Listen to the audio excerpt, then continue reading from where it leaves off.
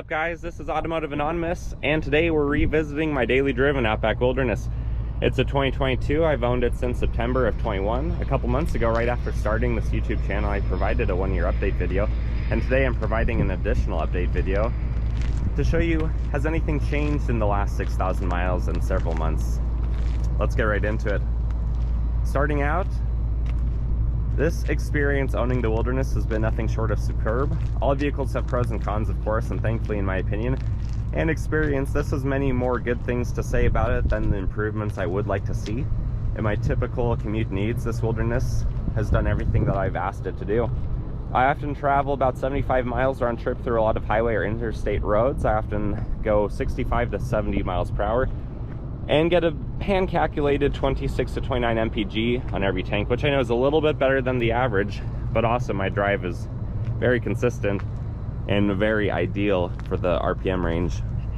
Having the 9.5 inches of ground clearance, it's very confidence inspiring, as I can pretty much just cruise over whatever fun little surprises are in the road. Tires, roadkill, whatever. You're not unsafely swerving out of the way all the time or having to slow down and get around it. The excessive display of safety features is also great. Having the blind spot monitoring, automatic braking and reverse automatic braking, the lane keep assist, adaptive cruise control, lane departure warnings, and I'm sure there's a lot more that I'm forgetting. It does really well. It has the steering responsive LED headlights. Those do a fantastic job at night. This is the best vehicle I've ever owned for headlights. And I can actually see where I'm going, which is really nice. The suspension and decent sidewall height of the factory Geolandar tires provides a fairly soft and quiet, comfortable ride. They've held up well for 20,000 miles. They still have 30 seconds of tread depth, so I'm sure they're not even halfway used up before I will want to replace them. They do great in snow, rain, all weather conditions that I've put them through, up to at least 8 inches of snow or so, what we get in my area. I haven't detected any oil consumption on mine, checking it often and doing all the oil changes myself, or any other fluids that look unusually worn out or discolored. The windshield crack that I mentioned in my first video, it starts in the bottom right or the passenger side, works its way up. That was thankfully replaced as Subaru of America took care of it. There was no impact, it just started from the corner. If I had to pay for that out of pocket, my local dealer would have charged $960. That goes to $500 for the glass, $200 for the labor, $115 for the molding around the glass, and then about $108 for the eyesight recalibration. If you go through insurance, it would just be whatever your deductible is. Hopefully, if that happens to you, SOA also takes care of it for you, as I don't think that should be on us due to the defective design of it. Otherwise, if I had any rock chips, which my vehicle has not, surprisingly, I personally just get a Rain-X $10 kit and I just fix them myself. I've done that plenty of times on several other vehicles and none of them have ever spread. I think the ice silver metallic and the black cladding really look good. I actually left it dirty so you guys could see what a dirty Nessie looks like, because most of the time when you're considering one, you're only going to see the cleaned up, nice, shiny ones. It's also below freezing right now, so we didn't want to wash it for that reason either this week. But let's get to the interior and see how it's held up.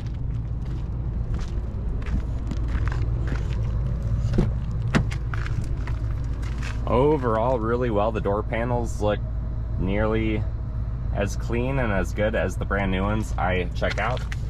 The driver's seat looks really good. There's still that just a little bit of kind of like ruffling right there, but it hasn't changed in the last 6,000 miles. StarTex has been fantastic. It's very comfortable. The whole interior driving experience has been really great. Let's see what our current MPG is.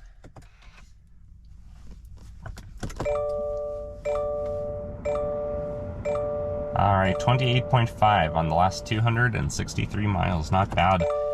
On my model, I actually really enjoy having the navigation. I prefer Apple CarPlay, but when you're off the grid, you don't have reception. Having the maps as a backup is really nice.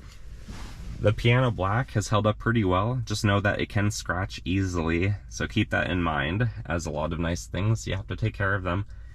I never use the wireless charger down there personally. I just have the plug-in, which I leave plugged in all the time because when the car is off, that is turned off and it won't drain any power, at least on my model. Passenger seat, which is used the second most, has held up really well. Same thing for the door panel. Safety is always a top priority. But let's get back outside and finish up the review.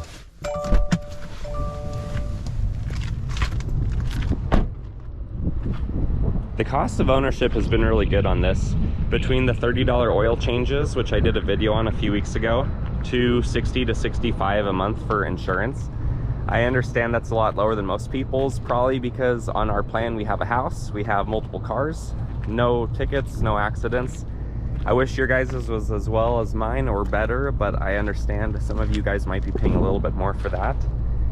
Getting pretty good MPG with what my vehicle is used for, and then not paying any interest on it because it was paid in full when I bought it. I haven't had any surprise expenses, which is really nice because that can sometimes dampen the experience. I know some of you guys have even had transmissions needing to be replaced and a number of other things. So my experience has been great. I assume it's the squeaky wheel that gets the oil, and hopefully most of you guys had a similar experience, or if you're looking into this vehicle, I hope it's similar to mine. Overall, it is a great vehicle and an expression of your personality if that's why you bought it. Some of us would modify our vehicles to look like this, the black wheels, the bigger tires, things of that nature. But having the practicality of this size wagon and then the impressive specs it offers, especially for about 40 grand, is really nice. Knowing it's a top safety pick plus with that extensive list of safety features that I mentioned earlier, and then just knowing that these do very well in a lot of crashes, crash testing, and real, crashes, unfortunately. It does great. Having the peak torque start at 2,000 RPM, it's very efficient. Feels like it really moves out of its own way and has a lot of low-end grunt. A few weeks ago, I test drove a 2022 Subaru WRX, and this has about the same 0 to 60 as that, driving it like a normal person, which is quite impressive for this vehicle. It's just overall really well balanced. But guys, if you've made it this far, I congratulate you for listening to my opinions and experience on the Wilderness. If you've enjoyed this, please consider liking, commenting, and subscribing. And then for those of you who already have and often comment, thank you so much. It's really fun to connect with you.